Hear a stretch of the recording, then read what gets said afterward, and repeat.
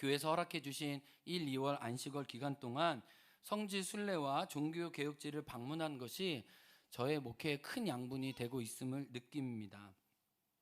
원래는 좀 종교 개혁지 방문을 통해 제가 각 교회마다 깨달은 것들을 나누려고 했는데 우리 월요일부터 시작된 골로새서 말씀을 통해 골로새서 말씀을 중심으로 교회 역사를 돌이켜 보면서 어떤 성지 순례 중에 방문한 이야기들을 섞는 게 더 좋겠다 해서 말씀 중심으로 좀 나눠 보려고 합니다.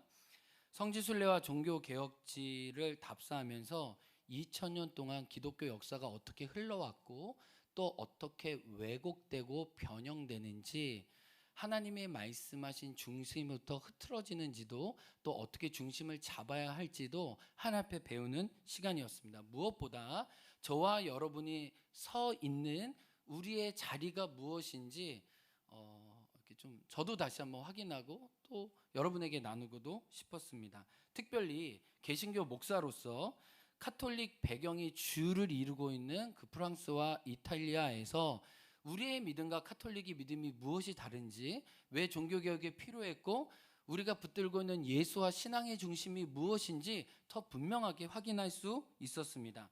잠시 사진을 보여드리고 싶은데, 이 이탈리아 딱 그 로마 중심역에 내리면 몇 분 거리 안에 중요한 성당들을 다 볼 수 있는데, 성당이 너무 많아가지고 제가 듣기로는 그 로마 시내만 해도 몇천 개라고 성당이, 뭐 이렇게 건너다 보면 바로 교회고 건너다 보면 교회고 너무 성당들이 많죠.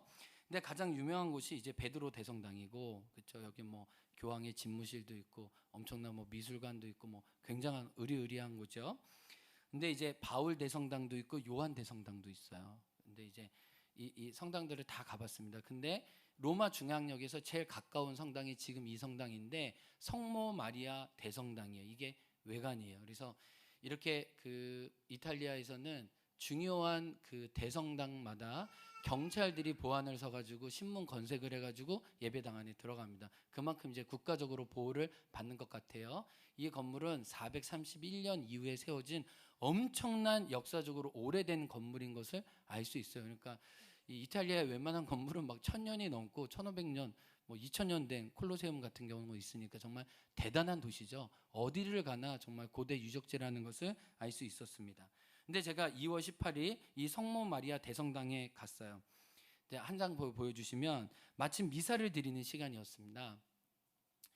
이 안에 보시면은 이 정말 이 금으로 박혀져 있는 이 화려함이 엄청나다는 것을 알게 되고, 이 땅 카톨릭은 이 외형과 이 실내의 어떤 장식과 그 아이콘들을 통해서 일단 사람들을 눈으로 사로잡는 정도가 아니라 그냥 거기에 압도될 만큼 정말 의리하다는 것을 알게 됐어요. 한번 영상 보여줄 수 있나요? 네, 카톨릭에서 저도 어렸을 때 친구 따라 성당 갔던 기억이 있는데, 이제 예배 장면인데요. 이제 예배 중간에 이제 수사들이 나와요. 사제들이 나와가지고 떡을 이제 축성하기 전에 이렇게 나와가지고 수녀들은 옆에서 성가대처럼 막 이렇게 노래를 부르고 있습니다. 근데 워낙 고가 높으니까 이 수녀들의 찬양이 너무 아름다워요. 일단 음악에 좀 압도되는 게 있고요. 근데 이제 이게 라틴어 찬양이고 이래가지고 이 사람들도 무슨 말인지 잘 몰라요. 아, 그냥 그렇구나, 그냥 뭐 이런 느낌이겠구나 이렇게 알지, 다 가사를 알거나 다 의미를 다 알지는 않습니다. 근데 이제 성화들이 굉장히 많이 벽마다 다 채워져 있고요. 이 기둥들이 있고 위에 이제 금 장식들이 화려하게 있고, 저 제대가 두 가지 있는데 제대 밑에는 예수님의 구유를 보관했던 황금상이 또 있어요. 그러니까 일단 천주교에서는 유물이라고 하는 것들을 엄청 잘 갖다 둡니다. 그러니까 이 성당도 굉장히 유명한 성당이고 카톨릭 중에서는 이제 중요한 거죠. 네. 이제 좀 뒤쪽 보여주실래요? 네, 이렇게 음악은 들었고요. 네, 좀 뒤쪽으로 넘겨주시면은. 네, 이게 이제 특징인데, 이제 미사가 다 끝나고 나면은 이제 앞에 뭐 주교라든지 이제 대신부가 앞에 나가고 사람들이 뒤따라 가지고 하는데, 뭐 동방정교에 그러지만 이들은 향을 펴요. 향을 이렇게 향을 피워서 이제 향이 올라가고 끝나고 난 다음에 이제 십자가를 높이 들고 다 같이 퇴장하고 사람들도 거기에 퇴장합니다. 근데 제가 정말 웃겼다고 생각하는 게 뭐냐면은 이 가운데서는 미사를 드리고요. 바깥에서는 사람들이 다 관광하고 이렇게 뭐 소위 이렇게 답사 같은 거를 하는 거죠.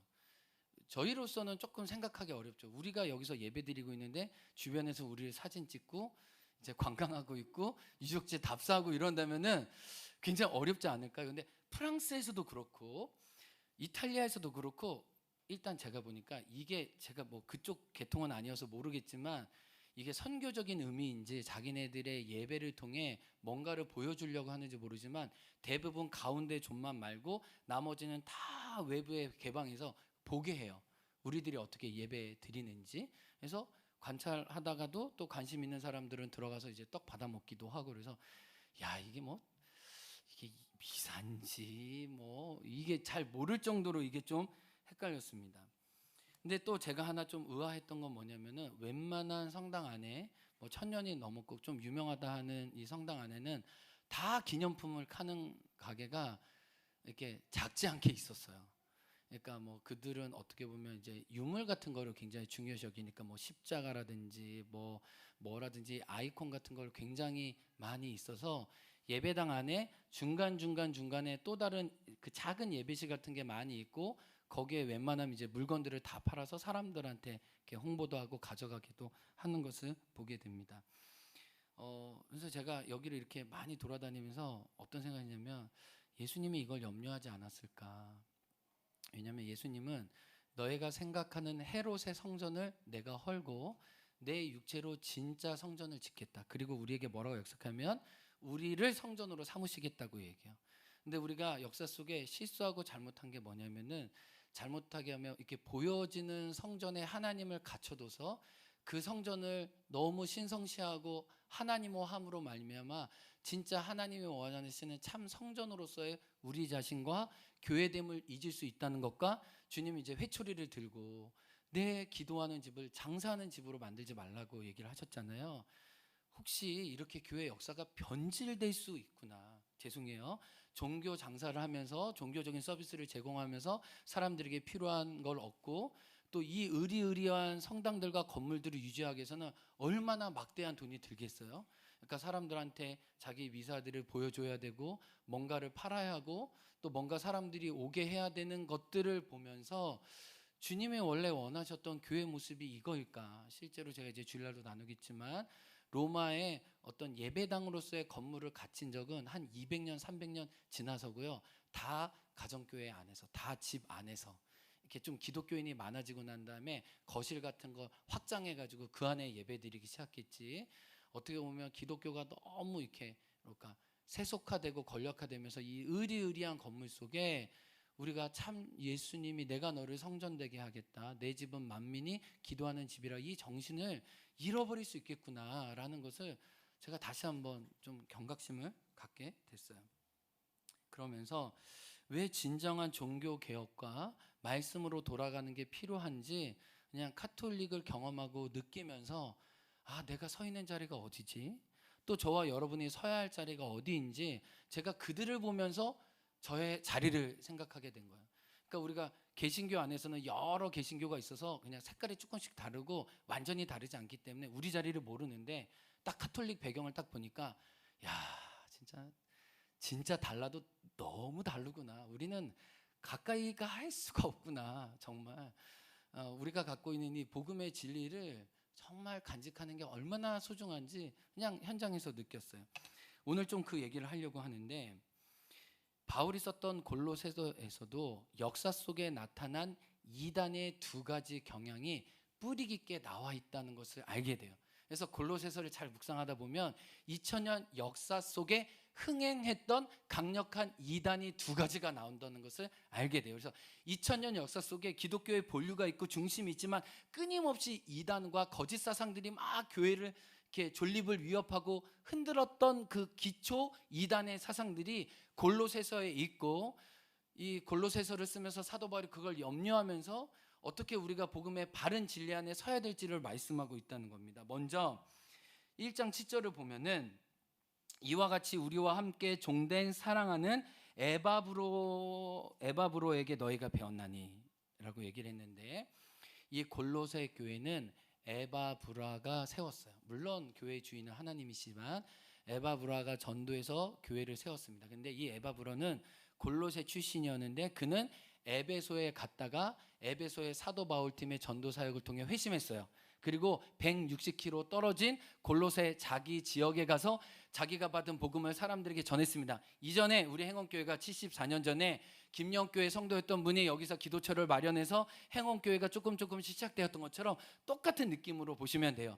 옛날에는 제주도에 교회가 많이 없었기 때문에 목사님 한 분, 두 분이 목회자가 순회하면서 이 교회 돌고 저 교회 돌고 정식 교회가 되기 전에 기도처들이 있었던 것처럼 골로새는 처음에 교회라기보다 에베소 교회에서 파송된 에바브라가 세웠던 기도체였는데, 이 골로새가 교회로 성장하고 난 다음에 옆에 있는 우리 라오디게아와 히에라볼리에 있는 교회도 또 개척한, 그래서 에베소에서 전도받아 개척한 골로새 교회가 히에라볼리와 라오디게아 여러 교회가 세우는, 이게 교회가 교회를 낳는 원리라는 거죠. 근데 평신도 성도 사역자인 에바브라가 사도 바울에게 말씀을 받아서 말씀을 가르쳤습니다. 그런데 이 에베소 같은 경우에는 사도 바울도 있었지, 뭐 이렇게 어떻게 보면은 이 그 교회의 걸쭉한 리더들이 다 거쳐간 교회가 에베소였거든요. 그래서 요한계시를 보면, 에베소 보면 거짓 진리가 틈을 탈 수가 없었어요. 워낙 올바른 말씀과 하나님의 말씀을 가르쳤기 때문에 성도 사역자조차도 거짓 이단을 추출해서 내보낼 정도로 에베소 교회는 말씀에 뛰어나고 아주 탁월한 성경 교사들이 많았어요. 그러니까 말씀의 지식이 충만해서 말씀 안에서 분별할 수 있었죠. 그래서 주님도 요한계시를 보면 그걸 굉장히 뛰어나게 여겨요. 근데 골로새는 이 목회자가 주도한 게 아니라 성도 사역자가 주도했던 교회이기 때문에 말씀이 약할 수밖에 없었어요. 옛날에 보면은 우리 집사님들, 권사님들 말씀을 받아서 연구해서 가르치지만 말씀의 경륜이나 깊이와 전문적인 훈련을 받지 않았기 때문에 말씀을 가르치는 게 약할 수밖에 없잖아요. 그래서 우리가 목회자를 모시고 말씀을 배우는 게, 이게 말씀을 알려줄 만한 사역자가 필요하잖아요. 그런데 에바브라도 그랬어요. 교회가 세워지긴 했지만 교회가 세워진과 동시에 이단 사상도 같이 들어왔다는 것을 알게 돼요. 그런데 사도 바울이 로마에 갇혔다는 얘기를 듣고 에바브라가 로마까지 날아간 거예요. 물론 그 당시엔 배 타고 걸어서 갔겠죠. 그래서 자기 교회 상황을 나누기 시작했어요. 지금 교회 이단들이 와가지고 이런 사상을 퍼뜨리고 있습니다. 사도 바울 선생님 어떻게 할까요? 그러니까 사도 바울이 한 번도 가보질 않은, 내가 너희를, 본문에 어떤 표현이 나오면 내가 몸으로는 떠나 있으나 영으로는 너희와 함께 있어 내가 너희에게 이 편지를 쓴다. 그러니까 기도하면서 영으로는 영적으로 내가 골로새 교회를 내가 세우기 위해 나의 제자인 에바브라가 세운 교회인데 정말 하나님의 말씀으로 너희가 강해지기 위해 내가 이 편지를 쓴다라고 얘기하면서 골로새에 들어오는 이단들을 하나씩 깨부시기 위해서 하나님의 진리를 알려주고 있다는 것을 알게 돼요. 그러면 골로새서에서 이단 교사들의 가르침이 뭔지를 보고 싶습니다. 이단 교사들의 가르침은 일단 짬뽕이었어요. 혼합주의였어요. 저기 앞에 화면도 나오는데, 첫 번째는 이 기독교가 유대교회에서 어느 정도 뿌리를 같이 하기 때문에 유대 율법주의가 골로새 교회 안에 침투했다는 것을 알게 돼요. 그렇죠? 그러니까 갈라디아서, 로마서는 다 유대 율법주의 같은 배경을 이렇게 물리치기 위해서 쓰여진 서신서죠. 그다음에 또 하나는 헬라 철학에 기반을 둔 신비주의가 이 교회 안에 짬뽕으로 같이 들어왔어요. 이걸 하나씩 살펴보려고요. 첫 번째는 유대 율법주의를 말하는 이단 교사들이 있었어요. 우리 성경 2장 16절 한번 볼까요?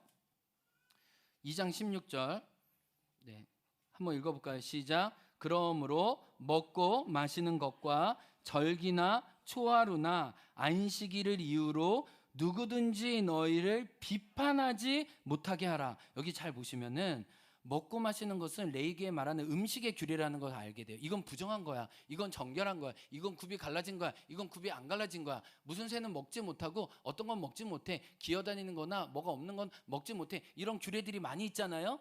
이런 유대계의 율법을 따라 이런 규례들을 얘기하는 사람이, 이건 먹어도 되고 먹지 않아도 돼. 구약의 율법을 그대로 강조해서 성도들에게 이 구약의 유전을 가르치는 사람들이 있었다는 겁니다. 그런데 우리는 이거에 대한 진리가 분명해요. 디모데전서 4장 4절 제가 말씀 띄워놨죠. 한번 읽어볼까요? 시작. 하나님께서 지으신 모든 것이 선함에 감사함으로 받으면 버릴 것이 없다. 사도 바울이 디모데에게 얘기하잖아요. 하나님이 모든 것을 주셨고 우리가 감사함으로 받으면 버릴 것이 없다라고 이미 예수 그리스도가 율법을 성취하시고 완성하신 것을 이야기하면서 더 이상 먹는 것과 마시는 것으로 우리의 자유가 매일 수 없다는 것을 사도 바울은 말씀 속에 이야기를 하고 있습니다. 그리고 2장 16절에 보면은 절기나 초하루나 안식일을 이유로 여기에 보면은 구약의 어떤 절기들 있죠. 또 구약의 어떤 예식들이나 또 안식일 등등을 계속 지켜야 한다는 끊임없이 유대교로 돌아가고 율법으로 돌아가고자 하는 이 교회의 이단 사상이 계속 나왔다는 것을 알게 됩니다. 구약의 율법을 지켜야 우리가 실은 구원을 받는 거야. 이 토종뿌리가 이 구약에 있잖아. 율법에 있잖아. 그러니까 모세가 가르쳐준 율법을 어떻게 보면 예수님보다 더 강조하고 있다는 것을 알게 돼요. 그들은 신약을 살지 않고 구약의 어떤 한 규례에 계속 매여 있었다는 것을 알게 돼요. 그런데 그 앞정에도 이런 문제가 있어요. 2장 11절에 보면은 2장 11절 한번 읽어볼까요? 시작. 손으로 하지 아니한 할례를 받았으니 곧 육의 몸을 벗는 것이요 그리스도의 할례니라. 여러분요. 그러니까 구역에 안식일도 지켜야지, 절기도 지켜야지, 예식도 지켜야지, 먹는 거 또 먹지 않아야 되는 거 자꾸 지키다 보니까 결국 무슨 문제가 나오냐면 할례를 받는 문제가 나오는 거예요. 근데 사도 바울이 무슨 얘기하냐면 이전에는 우리가 손으로 할례를 했다. 아브라함이 자기 아들들에게 다 손으로 할례를 태어난 지 8일 만에 했다. 그런데 이제 예수님 믿는 사람이 사도행전도 말하자면 더 이상 할례를 받습니까? 받지 않습니까? 받지 않는 거죠. 그거는 구약의 하나의 몸의 징표로 가졌지만 신약시대 예수님 오고 난 다음에 그 할례를 문화적인 배경이서 하지만 그거는 신학적인 배경으로 또 바른 교리로는 할례를 더 이상 행하지 않아요. 그런데 사도 바울이 여기서 무슨 얘기를 하냐면은 너희가 자꾸 육신의 할례를 받아야 한다고 하는데 너희가 너무 어리석다. 봐라. 우리는 2장 11절의 끝절에 뭐냐면 우리는 무슨 할례를 받았대요? 누구의 할례니하여? 구약은 손으로 한 할례죠. 근데 우리의 할례는 무슨 할례래요? 그리스도의 할례네요. 그러면 여러분 이게 이제 조금 어려운 얘기인데 구약에서 말하는 할례가 신약 시대에 뭘로 바뀌었어요? 세례로 바뀌었어요. 옛날에는 하나님의 자녀고 하나님의 백성이라는 것을 몸의 표시로 할례를 받았습니다. 남자 이렇게 표피를 삭갓을 제거함으로 자기 몸에 하나님의 자녀라는 그런 흔적을 가졌죠. 그런데 더 이상 우리는 그걸 행하지 않고 예수님 시대에 와서 손으로 행한 할례가 신약 시대에 뭘로 바뀌었대요? 세례로 바뀌었다는 거예요. 여러분 성경 보세요. 2장 11절에 보면은 그리스도의 할례니라라고 얘기하면서 12절에 뭐라고 풀어줘요? 너희가 세례로. 이해되세요? 그러니까 구약시대의 할례는요 예수 그리스도 안에서 받는 세례의 모형이에요. 이정표예요. 근데 어찌 참 실체가 왔는데 어떻게 옛날로 돌아갈 수 있어요? 이정표가 가리키는 그리스도의 할례가 도착했는데 어찌 과거로 소급해서 왜 할례를 받느냐는 거예요. 사도 바울이 너무 안타까운 거예요. 우리는 그리스도의 할례 세례를 받았다. 그러면서 12절에 뭐예요? 우리는 그리스도와 함께 장사되고 그와 함께 살았다. 우리는 이 믿음으로 살아가는 것이 아니냐라고 이야기하고 있는 거예요. 내가 예수와 연합해서 죽고 예수님의 십자가의 죽음이 나의 죽음이고 예수님의 부활이 나의 죽음이 아니냐. 내 안에 사는 것이 그리스도다라고 고백하는 새로운 믿음을 골로새 교인들에게 다시 한번 알려주고 있는 거예요. 그러면은 2장 14절을 보면 율법이 하는 일을 알려줍니다. 2장 14절.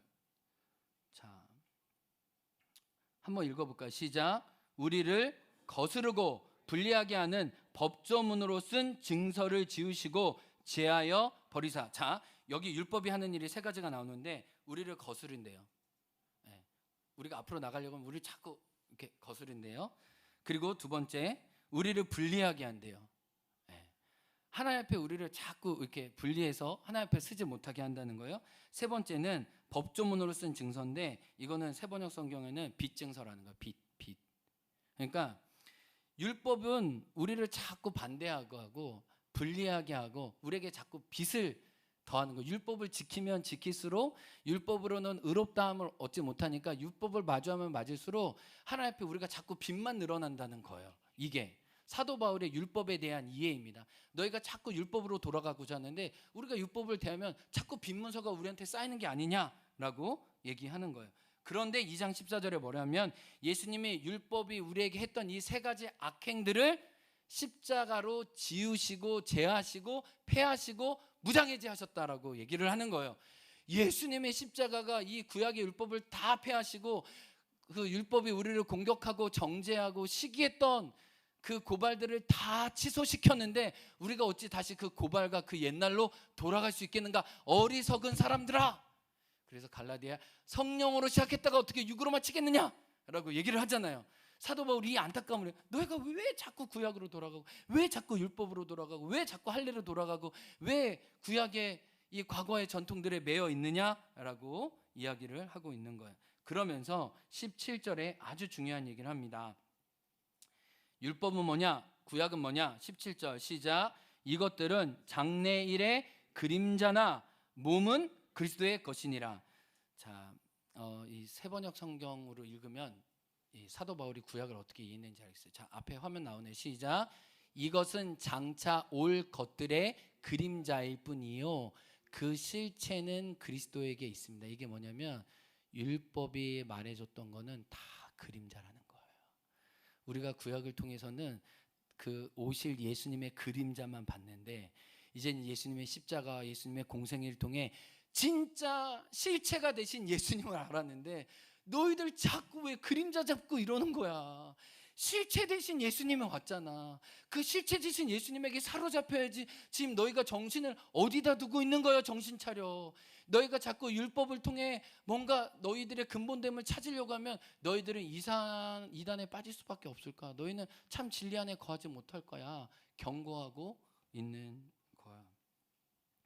그러니까 예수님은 율법의 마침이고 율법의 완성이고 더 이상 율법으로 돌아갈 필요가 없다는 거예요. 율법은 그림자이고 철저한 실체와 몸 대신 예수님이 왔기 때문에 우리는 예수님을 붙들고 예수님 안에 거하면 된다는 거예요. 아멘. 이게 우리가 받은 첫 번째 빠질 수 있는 이단이라는 거예요. 근데 율법주의로 요즘 넘어가면요, 루터가 그랬던 것처럼 고행이나 덕행이나 어떤 자기 공로로 구원받을 사상과 이게 연결이 됩니다. 그냥 우리는 이제 율법 같은 거 안 해. 여러분 그게 아니에요. 교회 역사에 보면 끊임없이 율법의 요구로 구원을 사오려고 하는 것처럼 이 바리새인과 같은 속성들이 우리 안에 있다. 내가 이렇게 의롭잖아. 그래서 내가 구원을 사올 수 있고 내가 구원의 자격을 획득하려고 하는, 하나님과 구원을 거래하려고 하는 이 악한 속성이 실은 이 율법주의에 있다는 것을 우리는 알아야 돼요. 그러니까 이런 사상이 교회 역사 안에, 그래서 루터가 얼마나 괴로워했어요.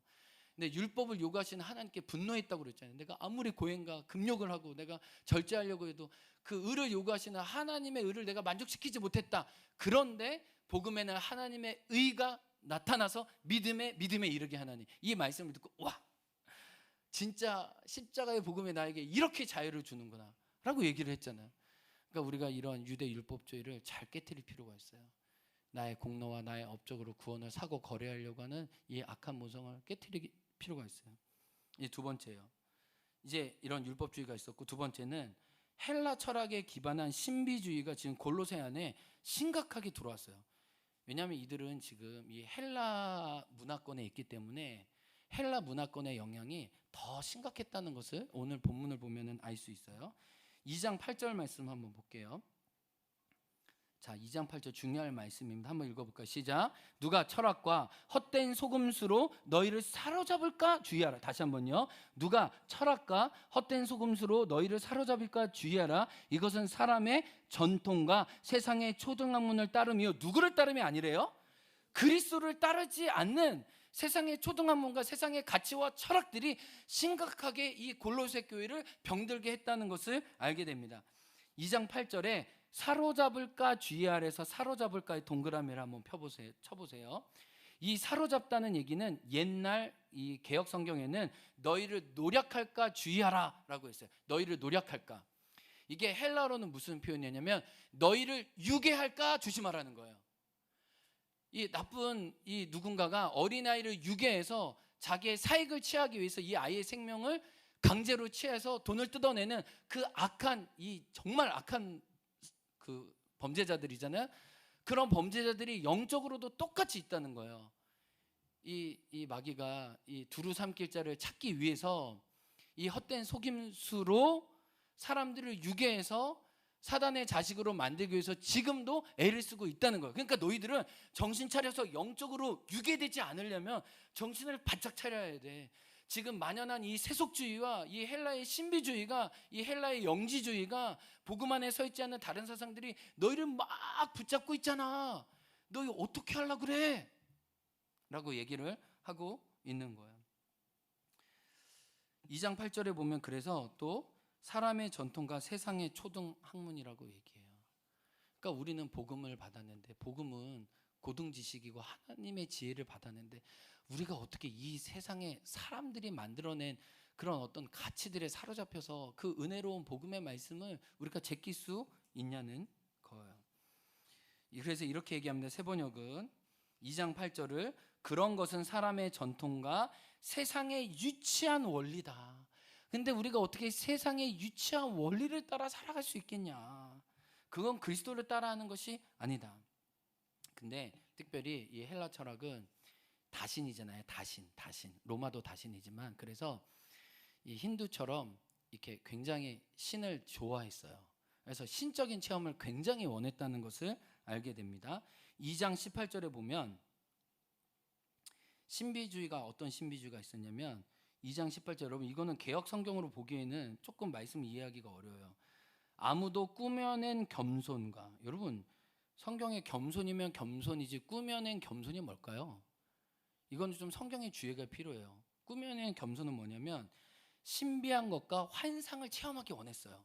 이런 신비주의에 사 있기 때문에 어떤 노멀하고 정상적인 거를 원하기보다 굉장히 뭔가 유동치면서 신비적이고 이 땅에 속하지 않은 것들을 굉장히 원해서 그런 것들을 체험하려면 일부러 몸을 낮추고 어떤 자기를 굴복시키는 어떤 상징적인 표현이 그 당시에 있던 것 같아요. 그게 뭔지는 모르지만 그런 것들을 일부러 자의적으로 꾸며내서 내가 이 정도 했으면 내가 신비와 어떤 환상을 경험할 수 있지 않을까라고 일부러 자꾸 그렇게 사람들을 교회 안에 몰려갔다는 거예요. 그러니까 뭐냐면 환상과 신비를 더 많이 영적인 것으로 간주했다는 거예요. 그러니까 여러분 고린도 교회 보세요. 고린도 교회 거짓 교사가 들어왔죠. 그래서 뭐라고 그래요? 거짓 교사들이 사도 바울은 가짜 교사라고 얘기하면서 내가 신비한 영적 체험과 환상을 더 많이 봤다 이러잖아요. 그런 얘기 기억하세요? 그런 얘기가 있어요. 근데 사도 바울이 뭐라 그러냐? 야, 내가 환상과 계시를 말해볼까? 내가 부득불 자랑하는 거야. 12장 1절에 고린도서, 내가 부득불 자랑하는데 내가 환상과 계시를 말하노라. 내가 삼층천에 올라가서 내가 봤는데 내가 하늘에 있는지 땅에 있는지 어떤지 몰라. 그런데 내가 너희들이 자랑하는 것처럼 환상과 계시를 자랑하기보다 나는 나의 약함을 자랑한다. 그리고 한 가지 더 자랑하면 나는 그리스도 때문에 고난받는 것을 자랑하지 너희처럼 환상과 신비의 경험을 체험했다고 나는 자랑하지 않을 거야. 너네가 자랑하니까 내가 부득불 너희보다 더 많은 신적인 체험을 했다고 자랑할 뿐이지 내가 자랑할 것은 십자가 외에 없다.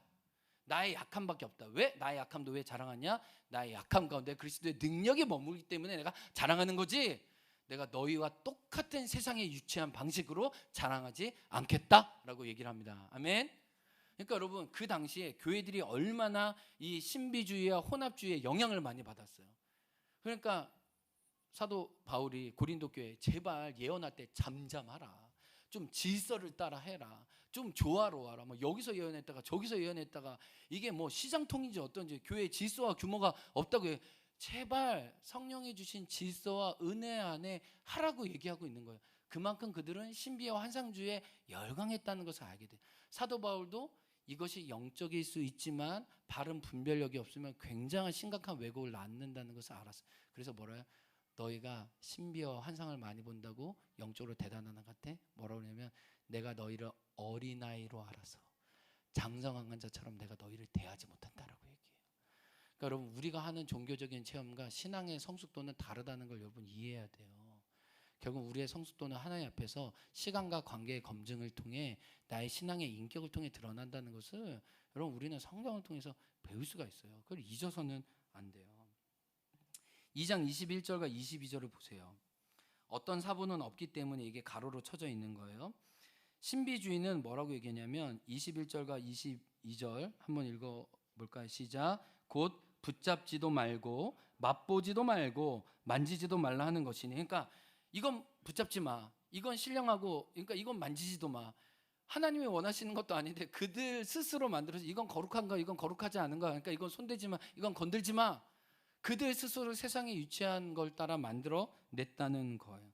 근데 22절에 뭐라고 해요? 이 모든 것은 한때 쓰이고 없어지리라. 사람의 명령과 가르침을 따를 뿐이지 그게 그리스도께 나는 것이 아니다 라고 얘기를 하고 있는 거예요. 자, 그러면 이걸 이제 둘이 종합해 보겠습니다. 유대 율법주의, 구원을 자기 어떤 공로로, 행위로 살려고 하는 것과 또 어떤 광적인 신비주의를 통해 뭔가 종교적인 체험을 얻어내려고 했던 이유가 뭐예요? 그게 바로 오늘 본문이에요. 예수 그리스도를 모르기 때문이에요. 진짜 예수님을 모르기 때문에 구약으로 돌아가려고 하고 헬라 신비주의에 기대어서 뭔가 종교적인 것들을 얻어내려고 하는 거예요. 그건 예수 그리스도가 없기 때문이에요. 그래서 사도 바울은 기도하고 난 다음에 곧장 하고 싶었던 얘기로 직진하는 거예요. 15절에 뭐라고 얘기해요? 이제 예수님에 대해서 얘기를 해줄게. 우리가 하나님 백성이 되었잖아. 하나님의 자녀가 되었잖아. 근데 우리를 구원해 주신 그 하나님의 아들 예수님이 누구야? 내가 좀 설명해 주고 싶어. 15절에 그는 보이지 아니하는 하나님의 형상이다. 그러니까 예수님은 보이지 아니하는 하나님의 형상을 드러내는 분이래요. 제가 한 분을 만났는데 저희 가족 사진을 보고 이명선을 닮은 김예린에 대해서 얘기를 하더라고요. 그 예린이를 보면 엄마의 형상이 담겨져 있다는 거죠. 하이리를 보면 아빠의 형상이 닮아 있던 것처럼 우리는 하나님의 형상을 알지 못하지만 예수님의 형상을 통해 하나님이 누구신지, 하나님의 신성과 인성을 알 수 있는 하나님의 형상으로 예수님이 이 땅에 오셨다는 것을 사도 바울이 이야기를 하고 있어요. 우리는 하나님을 볼 수 없지만 그 예수님을 통해 하나님을 알 수 있게 되었다. 예수님이 하나님의 형상이시다 라고 얘기를 해요. 그러면서 또 15절에 뭐라고 하냐, 그분은 피조물보다 먼저 나셨다. 피조물이 존재하기 전에 먼저 계신 분이다.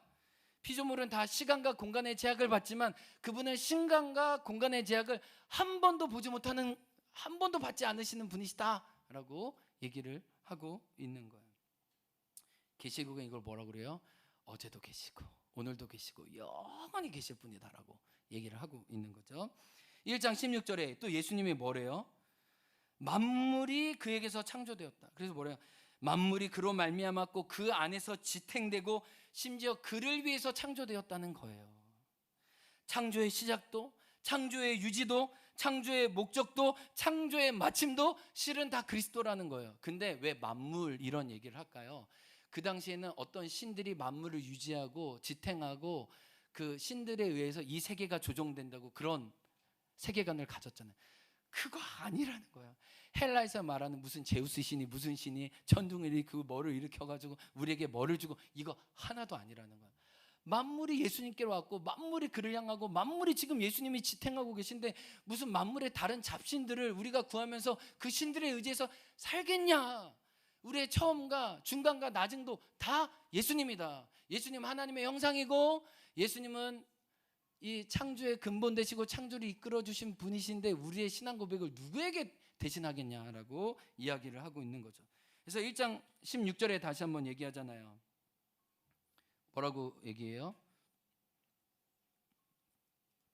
다 그로 말미암고 그를 위하여 창조죠. 그래서 만물의 창조도다라고 얘기해요. 그리고 18절에는 뭐라고 얘기냐면 그는 만물의 으뜸이다. 이 으뜸은요, 시간적으로 제일 앞이고 자리적으로 제일 높이라는 뜻이에요. 이게 으뜸이 두 가지 뜻이 다 있어요. 시간적으로 제일 앞이고, 그러니까 영원부터 영원까지 계시고 모든 사람의 자리보다 가장 높은 자리일 때 이 시간과 공간의 개념이 다 있는 거예요. 그러니까 그분이 바로 예수님이다. 그러니까 헬라 철학가 사상들은 이 예수님을 모르기 때문에 그 자리에 계속 다른 것을 넣고 있다는 거예요. 근데 이 만물의 으뜸이고 모든 만물에 충만한 것이 예수님 안에 있고 창조주 예수님이 이렇게 우리에게 계시지만 사도 바울이 이야기하는 그 다음 게 진짜 중요해요. 창조주 예수님은 20절의 사역을 이루신 분이라는 거예요. 20절 한번 읽어볼까요? 시작. 그의 십자가의 피로 화평을 이루사 만물 곧 땅에 있는 것들이나 하늘에 있는 것들이 다 그로 말미암아 누구와 화목하게 되기를요.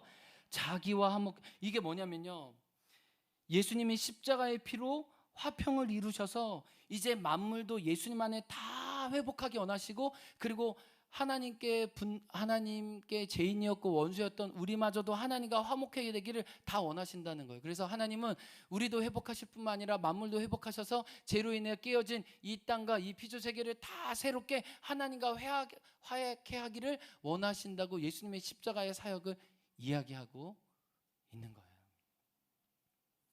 그래서 22절에 뭐라고 얘기하세요?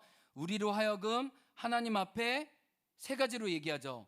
거룩하고, 그 다음에 두 번째 뭐가 없고요? 흠이 없고, 세 번째 뭐가 없는 자로요?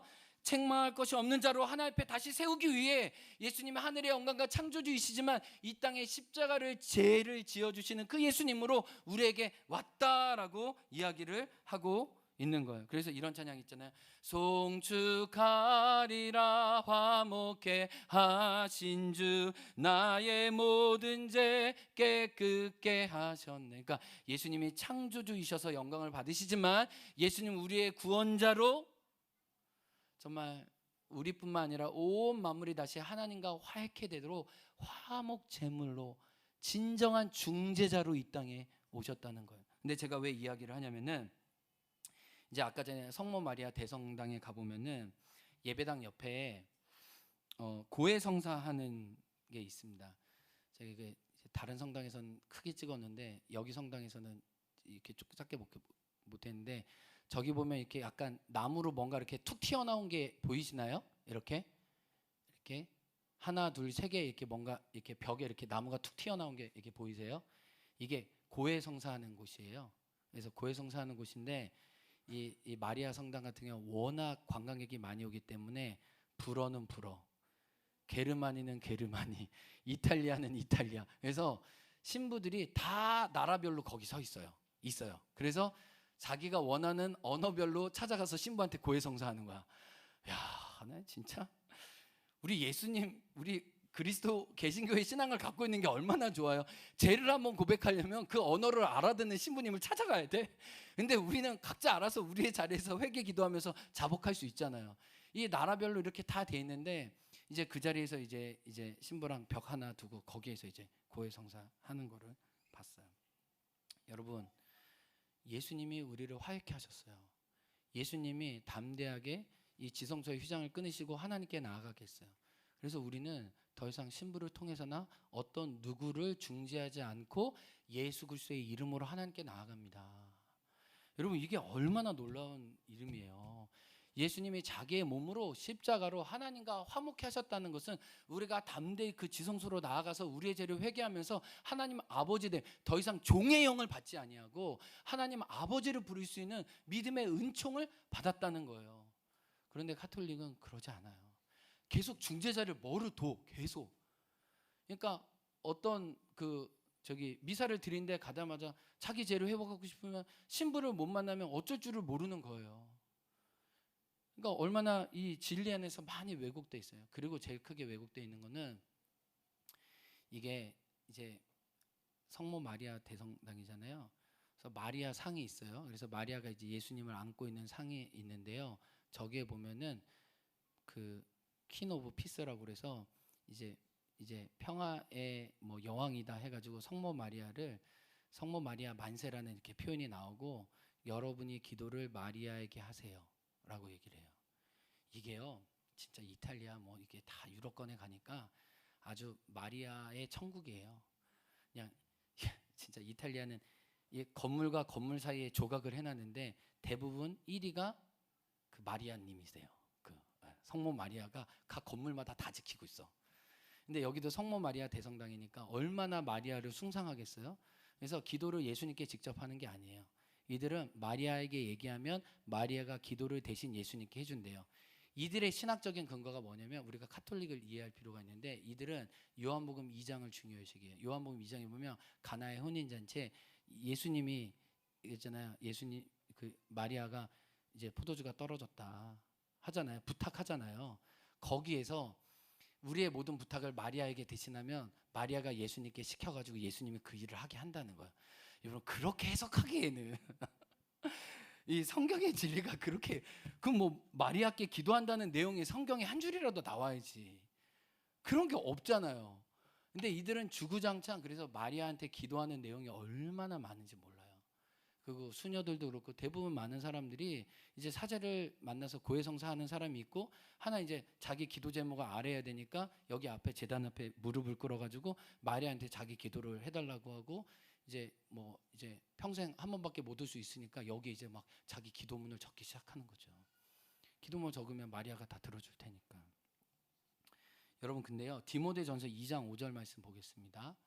디모데전서 2장 5절. 제가 너무 중요해서 여기 앞에 빨간 글씨로도 해놨어요.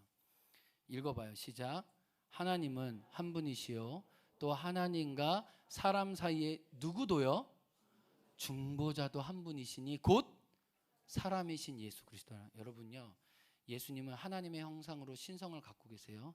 근데 예수님은 성령으로 사람의 몸에 오셔서 인성을 갖고 계세요. 그래서 신성과 인성을 다 갖고 계신 예수님만이야말로 우리를 중재하실 수 있는 거예요. 그래서 우리에게 중보자와 중재자가 한 분밖에 없는데 바로 한 분이신 예수 그리스도라. 하나님의 아들이셔서 사람으로 오신 그 예수님만이 진정한 우리의 중보자 되신다는 거예요. 그래서 히브리서 4장 16절 말씀입니다. 한번 읽어요. 시작. 그러므로 우리는 국률하심을 받고 때를 따라 돕는 은혜를 얻기 위하여 은혜의 보좌 앞에 담대히 나아요. 여러분, 그냥 나가요? 보좌 앞에 누가 사제를 껴서 나가요? 뭐 신부님 필요해요? 누가 필요해요? 아니에요. 어린 아이들이라도 예수님의 이름으로 담대히 하나님께 나아갈 수 있는, 은혜의 보좌 앞에 담대히 나아갈 수 있는 거예요. 그분이 우리의 화해자와 중재자 되시기 때문에, 예수님이 이 일을 이미 이루셨기 때문에. 그리고 히브리서 7장 25절 시작. 그러므로 자기를 힘입어, 자, 이게 중요합니다. 자기를 힘입어, 예수님을 힘입어 하나님께 나아가는 자들을 온전히 구원하실 수 있으니 이는 그가 항상 살아계셔서 그들을 위하여 간구하심이라. 여러분, 마리아가 우리를 위해 대신 간구해줘요? 오늘 보세요. 예수님은 항상 살아서 우리를 위해 간구하세요. 그리고 성령님도 말할 수 없는 탄식으로 우리 안에서 같이 탄식하면서 기도하세요. 그리고 예수님이 도와주시고 성령님이 도와주는 그 기도를 하나님이 받으신다고요. 그래서 실은 기도가요, 그 나의 몸을 빌은 삼위 하나님의 일하심이에요. 실은 기도가 내가 하는 것이 아니라 내 속에 성령님을 통해 예수님이 나의 기도를 도우심으로 말미암아 하나님 아버지께 성삼위 하나님의 그 리듬과 운율 안에 내가 들어가는 거예요. 이제 말씀을 마쳤습니다. 여러분, 오늘 말씀 잘 들어주셔서 감사해요. 그러면서 적용이에요. 우리가 서 있는 자리를 확인해 보기 원해요. 여러분, 끊임없이 율법은 우리의 자유를 제한합니다. 근데 예수님 우리에게 자유와 생명을 주세요.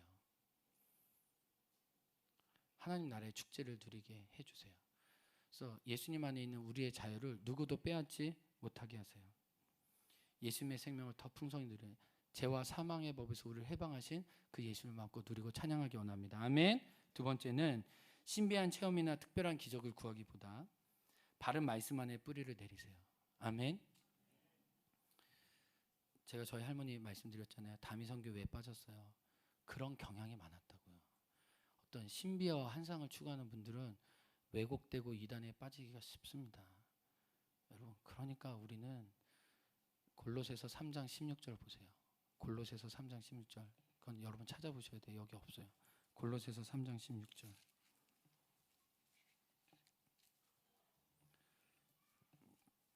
신비한 체험이나 특별한 기적을 구하보다 왜 말씀이 필요해요?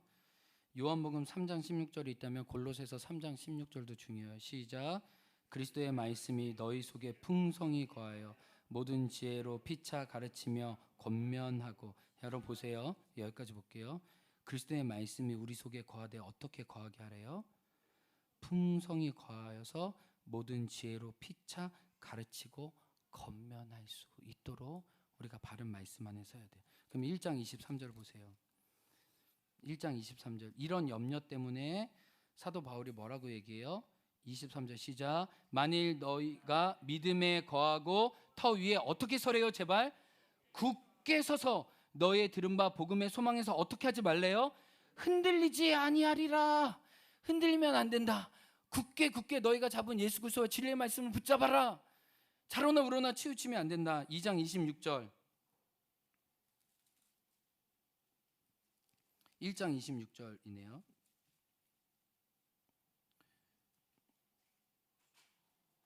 아, 1장 23절. 우리가 지금 좀 전에 1장 23절 읽었죠? 네, 됐어요. 그거 읽으면 됐어요. 이게.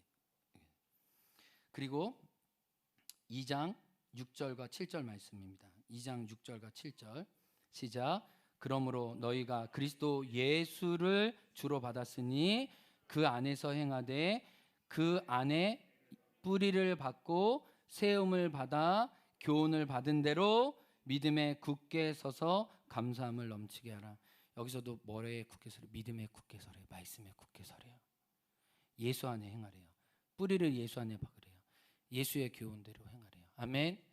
이렇게 예수님을 따라갈 수 있는 저와 여러분들에게 주님의 이름으로 축복합니다. 우리 시간이 많이 갔습니다. 마지막으로 세 가지 기도하겠습니다. 첫 번째는 하나님, 제가 말씀 안에 예수 안에 거하게 도와주십시오. 두 번째, 우리 공동체가 그리스도의 말씀이 풍성히 거하여서 가르침과 권면과 시와 참여와 신령한 노래가 넘치게 도와주옵소서. 세 번째, 유치부 여름 성경학교에 기도하면서 하나님의 말씀과 영적인 자유와 생명에게 충만하게 도와주옵소서.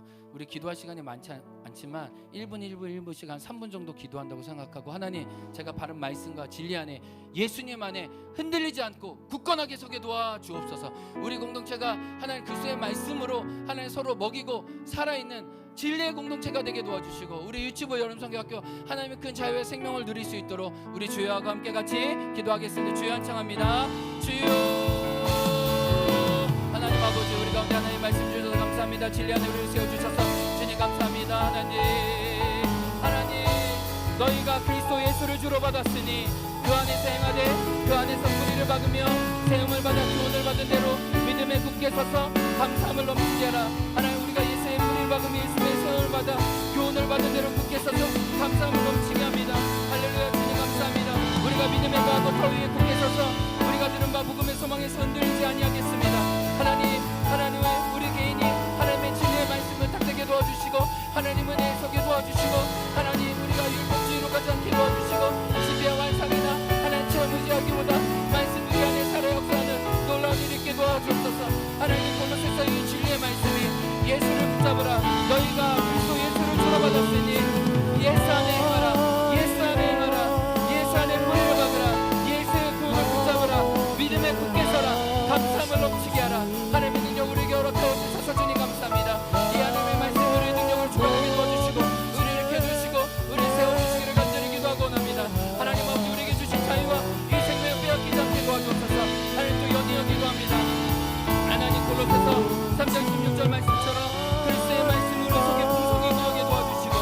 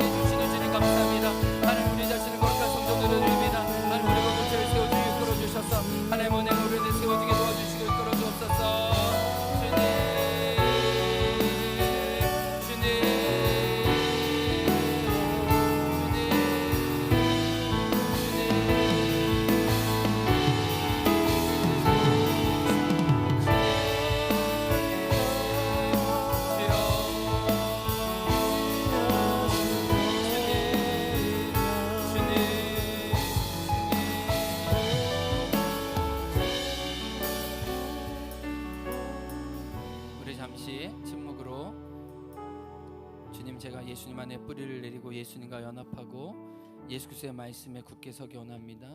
우리 예수님을 초대하면서 잠시 침묵 가운데로 머물겠습니다.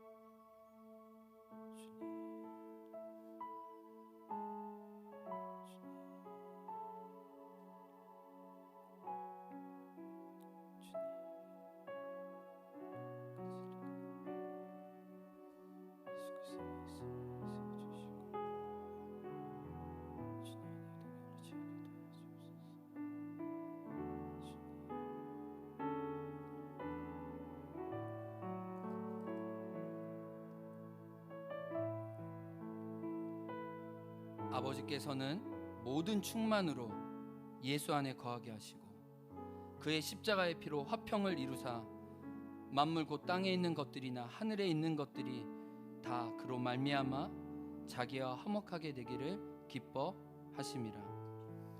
이제는 그의 육체의 죽음으로 말미암아 화목하게 하사 너희를 거룩하고 흠없고 책망할 것이 없는 자로 하나님 앞에 우리를 세우셨습니다. 우리 그 하나님을 찬양합시다. 송축하리라 화목케 하신 주.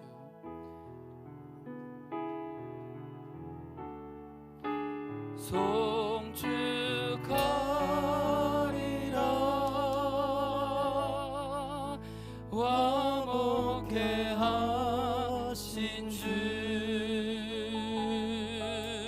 나의 모든 죄 깨끗게 하셨네.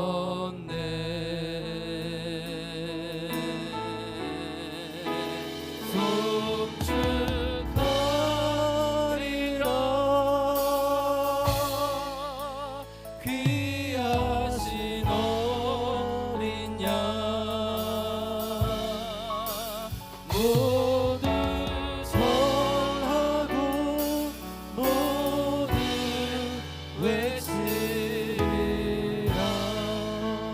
지금은 우리 구주 예수 그리스도의 은혜와 하나님 아버지의 사랑과 성령의 교통하심이 예수 안에 뿌리를 내려 예수의 바른 진리의 말씀에 30배, 60배, 100배 열매 맺기 원하는 당신의 자녀들 위해, 우리의 다음 세대 위해, 특별히 금주 토요일 주일 진행되는 여름 성경학교의 교사들과 사역자와 우리 아이들 위해 지금부터 영원토록 함께하길 간절히 축원하옵나이다.